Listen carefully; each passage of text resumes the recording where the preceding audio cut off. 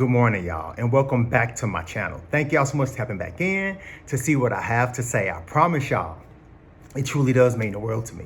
But with that being said, what are we talking about? We're talking about Quant Network in this one, okay, you guys? We are going over what sets Quant apart from other interoperable blockchains out there in the Web3 space. You know, you have things like a Link, you have things like a Axelar and things of that nature who are doing great things. But what sets Quant and QNT apart? That's what we're going over inside of this video. So please stick around to the end. But before we get started, I want to say thank all of y'all. Thank y'all for liking. Thank y'all for commenting. We are so close to 4,000 subs. It's crazy. So I really, truly do appreciate each and every single one of you, okay? But we're hopping into this. One of the key things that sets Quant apart from other interoperable blockchains out there is, first, they're not a blockchain. That's the first thing, okay, you guys? The second thing is they went the route of standards, which means that if I am a company and I want to do business within any jurisdiction in the world, I have to adhere to two things, which is the laws of that jurisdiction or country and whatever standards for whatever I'm trying to do within that country, whether that's opening up or starting a farm, because you have things like the FDA here that ensures like everything goes well, or if you want to open up a gas station, whatever the case may be, there's standards to ensure that everything is across the board, to ensure that you don't affect the bottom line, which is your customer, right? Quant Network went the route of standards. They went the route of let's build out a literally software as a service that interoperates with blockchain. Truly understand. They like I've said before, and I'm gonna say it like this. Think about it. When we were in the first stages of dial-up internet, each state had its own internet grid. They were not interoperable with each other. But when Microsoft came along with that second generation of that Web 2 infrastructure, going into that whole Wi-Fi era in Windows, their software as a service, it went on top of that layer of code of IBM's, which then gave us operability, which made the world interoperable, which gave us the World Wide Web. So that means every single company within that country that taps into the web is tapping into the same exact standard so that they can interoperate and be able to do, like we do today, emails and conferences, no matter where you are in the world. But it's because standards are in place to ensure that we can do that seamlessly. If not, we will be talking in walled gardens and nothing would ever come through. Follow me on this. I'm always going somewhere, okay, you guys? So in this very first video, we're hopping in all of the global standards. And this is like a year or so ago. So it might be even more standards that they're a part of as of right now. But let's just say in this time and space, look at all of these standard organizing bodies that QNT has tied itself to. Truly understand and see that what Overledger is. It truly is the Overledger, and it sits over everything. Follow me on this. I'll be right back. Let's look at QNT from a new perspective. One without big tech or private sector. Much of Web3 have worked with big tech, but few have captured attention from intergovernmental organizations. This map purely focused on standard-setting bodies adopting Quant's underlying standards. First things first, what do you notice about each of the entities within this map? They're all essentially international organizations consisting of government entities from various parts of the world. And you see it right here. You have the BIS, the CBDC standard, IETF, the Internet standard, SATP coming as soon as possible. The International Monetary Fund has created their own frameworks for a digital asset platform that they titled ASAP, Access Service Asset Platform. It's a multi-layered architecture using APIs to communicate. Atlantic Council, nonpartisan think tank that directly supports NATO. ISO, we know what's coming with ISO. Uniting standardization, the UN consists of various specialized agencies with multiple backing and working on liaisons with TC 307, such as the ITU. What's going on at the UN right now is they're trying to create one world currency, and they're also working with QNT. OECD, Joint Cooperation, the Organization for Economic Cooperative Development, have formed a direct Class A liaison to ISO TC 307, and the G20 roadmap, which we all know is leading to CBDCs. QNT is positioned at the heart of all of this. Now you just saw that. You just saw the Bank of International Settlements and the ISO and the IETF and the one of the councils, and it just the Atlantic Council. It just went on and on and on, right? Follow me on this, okay, you guys? Name me another Web3 project that can sit at that table. Name me another Web3 project, truly Web3, don't say Ripple, Web3 project that has those type of ties back to global standard organizing bodies. Truly understand and see what Overledger is, okay, you guys?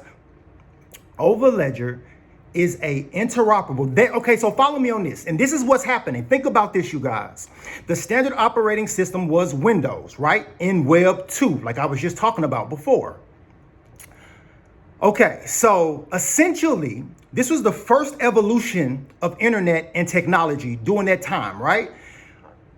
This is the reason why you had to go and physically buy Windows, the actual disk, put it into your computer yourself, and then upload Windows. But it was the standard operating system, and it made things operate so seamlessly. Everyone did it, and it just became the standard, right? Because it was tied to the IETF, just like Quant's tied to the IETF. Follow me on this, because I'm going somewhere. So essentially, all the individual businesses and homeowners who had to download Windows was the developers, okay? During that era of internet and the evolution of things. Now, fast forward to where we're going now into Web 3.0. Quant, I just showed you all of those standard organizing bodies that have tied their interoperable blockchain software as a service to it. Is not a blockchain. It doesn't compete with any blockchain. Follow me on this. This is a standard operating system, just like Windows was a standard operating system for Web 2. So now we have that same problem. All blockchains are siloed. All blockchains sit inside of these boxes and don't communicate well with each other. And it's really hard to do it securely because of all the cyber attacks, okay? So now we have a operating system, not a blockchain, that sits on top of every blockchain in the world and allows them to seamlessly integrate with each other.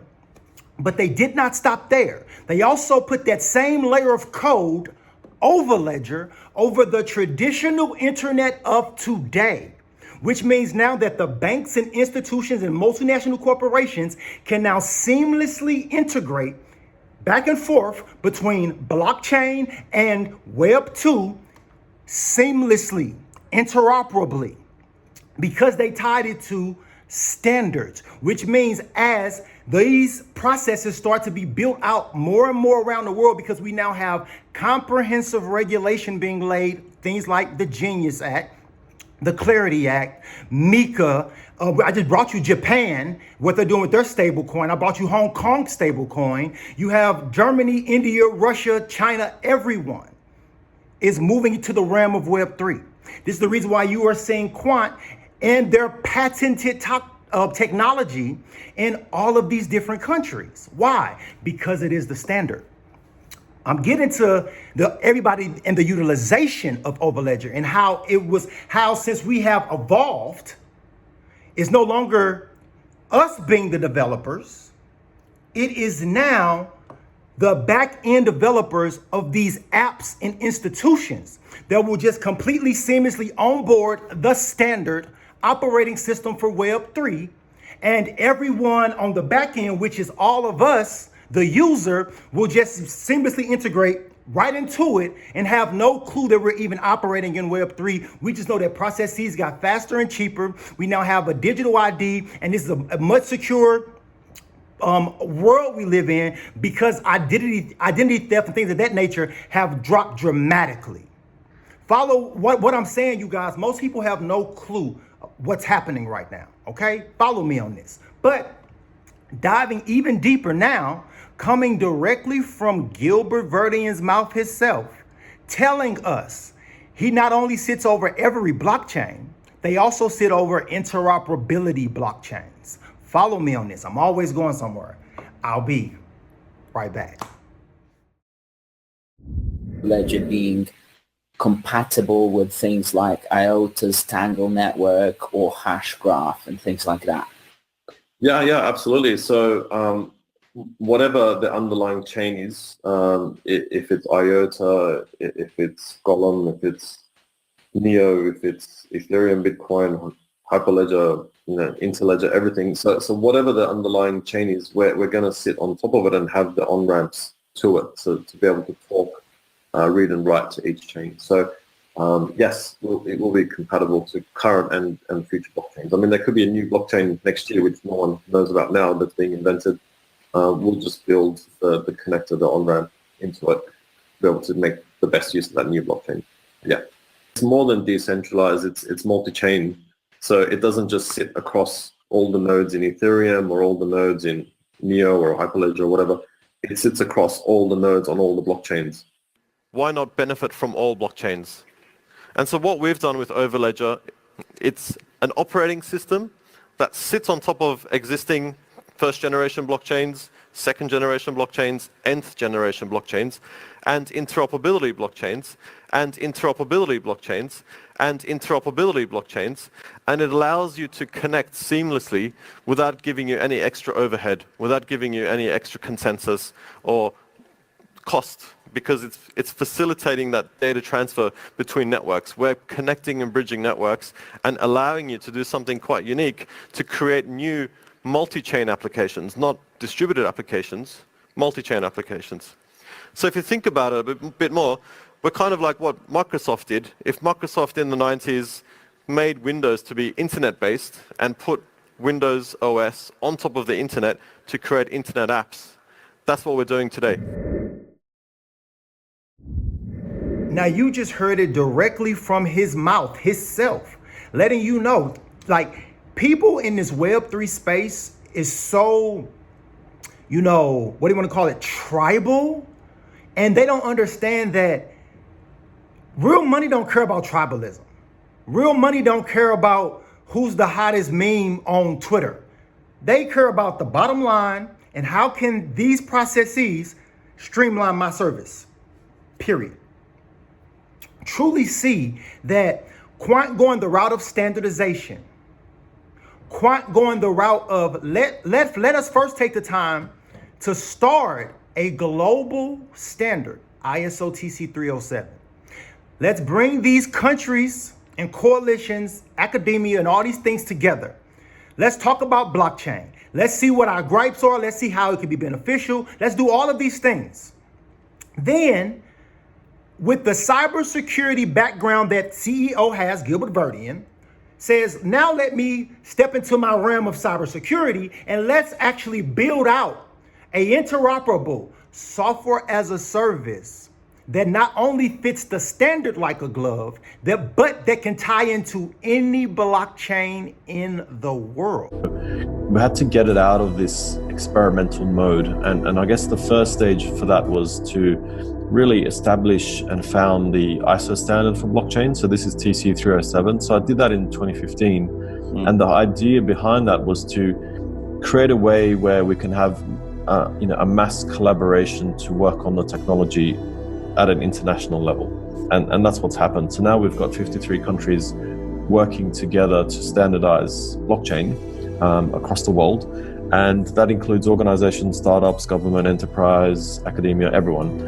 And so we set out to then, bring it up into the mainstream by standardizing the technology, we then built the platform. And so working on the ISO standards, we then built Overledger following that. And the whole idea is to bring the mass adoption of blockchain. This is good for us to look at it now that they see the potential, and they're all in. They're all in. And we had the foresight to actually put our APIs in a readable language that anybody in the regular realm of Web3 who currently develop can read it seamlessly. So therefore, it truly is plug and play. This is the reason why about 2.5 years ago, we started getting all these announcements about the Make integration and the Zapier integration and the Pipe Dream integration and the Whippy integration. All of those were developer hubs, you guys. Now the developers are no longer us having to download, having to go and buy a Windows software and put it into a computer and having the computer do it on site. Now it's the back-end infrastructure because we've become more technologically advanced, and those developers are now onboarding the next, literally, software as a service that will connect all of Web3 together because it is tied to global standards and internet protocols. Truly see what is being laid out. And all the tribalism, yes, is Link doing great things? Yes, did Link just get great news coming out of the US government? Yes, but guess what? That's still, even what they're doing is still a different lane from what Quant is doing. Look and see what they're doing. They're not even talking about payments at all, period, with that announcement as far as Link in the US government is concerned. Truly see what is being laid out right in front of our faces. And it's not just payments with Quant, but that is the biggest thing because it is the thing that is the one unison across the entire world. Everybody uses money. Everybody needs money, no matter where you are, no matter what country you're in, no matter how you do the process you do. All of it is backed by some form of money or currency or fiat currency, period. And now that whole entire realm is moving on chain based off of people like Paul Atkins, the SEC chair, based off of things like the CFTC chair. I want to say someone just announced that they're getting ready to put the GDP of America on chain. I got a video coming out about it. Follow me on this. It's all going on chain. And guess what? They're going to use the software as a service that the back end developers have had the green light for the past 24 months to start onboarding because it is the standard. And you want to be able to safely, securely operate in the realm of Web3, no matter what blockchain you decide to go with or what ecosystem you sit inside of, it will still touch the standard. And Overledger Quant Networks software as a service is that standard.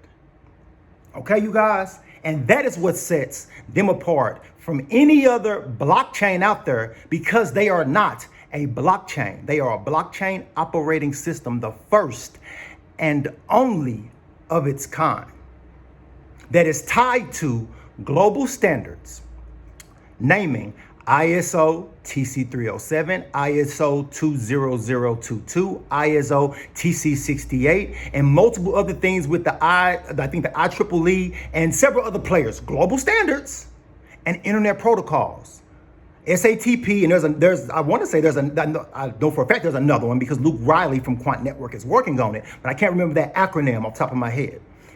Y'all, there's no competition. And the things that Quant Network keep releasing on their website, like I say, large announcements, but it's heard softly because people don't understand and truly see what Overledger is, but it truly is that operating system for literally Web3, the fourth industrial revolution. It is what's going to connect all of the money in the world together. And one day it will be able to seamlessly interoperate with each other, whether I'm in the UK and someone else is in America, and I send money and it will send instantly and convert instantly from my currency to their currency and hit their digital wallet within seconds. That is the world we're moving into, and they are now building the foundation of this right now. And with these global standards starting to go live, because they are, think about what's happening this November with ISO 20022 and ISO TC 307 is not far behind it.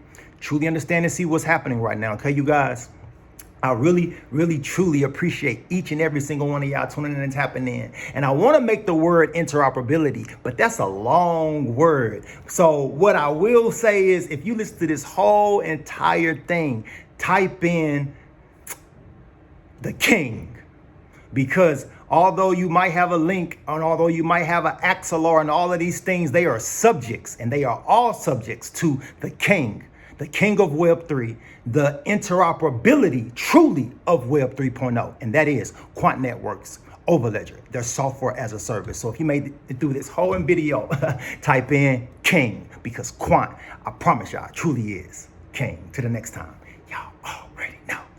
I appreciate y'all. Peace out.